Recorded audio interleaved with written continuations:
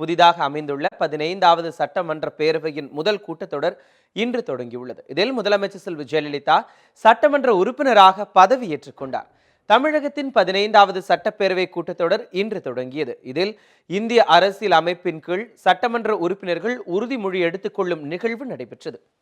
கூட்டத்தில் சட்டப்பேரவை தற்காலிக சபாநாயகர் செம்மலை சட்டமன்ற உறுப்பினர்களுக்கு பதவி பிரமாணம் செய்து வைத்து வருகிறார்.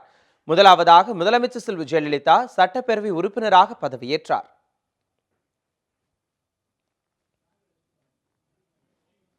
அதனைத் தொடர்ந்து அதிமுகவின் சட்டமன்ற உறுப்பினர்கள் பதவியேற்றனர்.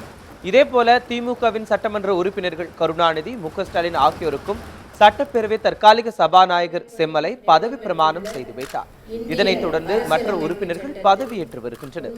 நம்பிக்கையும் பற்றுறுதியும் கொண்டிருப்பேன் என்றும் இந்திய நாட்டின் இறையாண்மையையும் ஒருமைப்பாட்டையும் நிலைநிறுத்துவேன் என்றும் நான் மேற்கொள்ள இருக்கும் கடமையை நேர்மையுடன் நிறைவேற்றுவேன் என்றும் கடவுள் அறிய உறுதி கூறுகிறேன்.